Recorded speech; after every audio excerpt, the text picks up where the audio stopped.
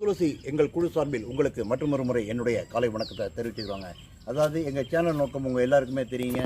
வெளிச்சத்துக்கு வராத பல கிராமத்து கோயில்கள், ஆழ்வார்களால் மங்களாசாசனம் செய்யப்பட்ட வைணவ திருக்கோயில்கள், தேவார பாடல் பெற்ற தேவார திருத்தலங்கள் மற்றும் தேவார வைப்புத்தலங்கள் ஒவ்வொரு வாரமும் உங்கள் வீட்டில் அவங்க கண் முன்னால் கொண்டு வந்து நிறுத்துறாங்க. நமது சேனலின் நோக்கத்திற்கேற்ப இன்று நாம் காணவிருக்கும் ஒரு அழகிய திருத்தலம்தான் அருள்மிகு அமிர்தவள்ளி சமேத அருள்மிகு அமிர்தலிங்கேஸ்வரர் திருக்கோயில் அமிர்தவள்ளி. இது எங்கெங்கே இருக்குது? கும்பகோணம் மன்னாருடைய மார்க்கத்தில் வெட்டாற்று பாலம் அதாவது மேலே அமராவதி கீழே அமராவதி என்ற இடம் இருக்கிறது. அங்கே இறங்கி கீழே அமராவதியிலிருந்து சுமார் 4 கிலோமீட்டர் தொலைவில் இந்த திருக்கோயில் அமைந்திருக்கிறது. முன்னொரு காலத்தில் இந்த திருக்கோயிலானது மிக பிரம்மாண்டமான திருக்கோயிலாக இருக்கலாம் என்று அங்கு செல்லும்போது எங்களுக்கு தோன்றியது. ஏனெனில் அதற்குண்டான அனைத்து தடயங்களும் அந்த இடத்திலே காணப்படுகிறது. இருப்பினும் தற்பொழுது அனைத்து மூர்த்தங்களும் ஒரு சிறிய கொட்டகையில் வைக்கப்பட்டு பூஜைகள் நடைபெற்று வருகிறது. பல ஆண்டுகளுக்கு முன்பு பிரசித்தி பெற்ற மிக பெரிய குடும்பமான செல்வந்தர் குடும்பமான வாண்டியார் குடும்பத்திற்கு இருந்த ஒரு பெண் வாரிசு நோய்வாய்ப்பட்டு இருந்திருக்கிறது. அவர்களால் நடக்கவே முடியவில்லை.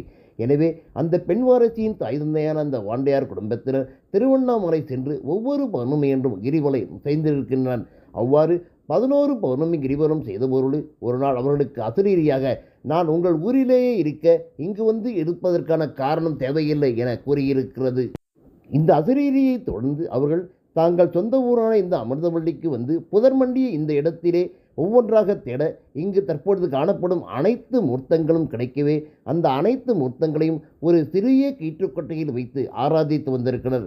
இது தொடங்கிய சமயம் முதல் அந்த வாண்டியாரின் பெண் குடும்பத்திலான அந்த பெண் வாரிசானவர் அழகாக நடக்க ஆரம்பித்து விட்டு அவளே திருவண்ணாமலை சென்று தரிசனம் செய்து கிரிவலம் செய்தார் என்கிறதால் இந்த ஊர் மக்கள் ஆலகால விஷத்தினை உண்ட சிவபெருமானை பிரிய மனமில்லாதால் திருமாலானவர் இந்த திருக்கோயிலேயே தனது உற்ற நண்பனுக்கேற்ப தங்கிவிட்டார் எனவும் கோவிந்தராஜ பெருமாளாக அவர் இத்தலத்தில் காட்சியளிக்கிறார் என்றும் கூட அவ்வூர் மக்கள் தெரிவிக்கின்றனர்.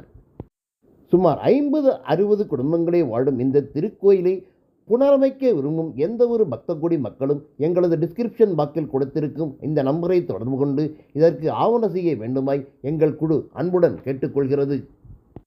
காணொலியை காணும் பக்த கோடிகள் கண்டிப்பாக இத்திருக்கோயிலை புனரமைக்க உதவுவார்கள் என்ற நம்பிக்கை எங்களுக்கு அதிகமாகவே வந்திருக்கிறது. மிக அழகிய திருக்கோயிலாக ஒரு காலத்தில் இருந்திருக்க வேண்டும். அந்த அழகினை மீண்டும் நாம் புதுப்பித்து கொண்டு வர வேண்டும் அப்படிங்கிறதாங்க என்னுடைய ஆசை. அது உங்களுடைய ஆசையாக இருக்கும் என்பதில் எந்த ஒரு ஐயப்பாடுமே எனக்கு கிடையாது. நான் ஒவ்வொரு காணொலியிலையும் சொல்கிறதாங்க, இது போன்ற பழைய புராதனமான கோயில்களுக்கு நீங்கள் அருமையாக வர வேண்டுங்க. புதிய கோயில்கள் கட்டணும் அப்படிங்கிற ஒரு அவசியமே கிடையாது. இது போன்ற பழைய கோயில்கள், புராதனமான கோயில்களுக்கு தாங்கள் ஆதரவு தந்தாலே போதுங்க.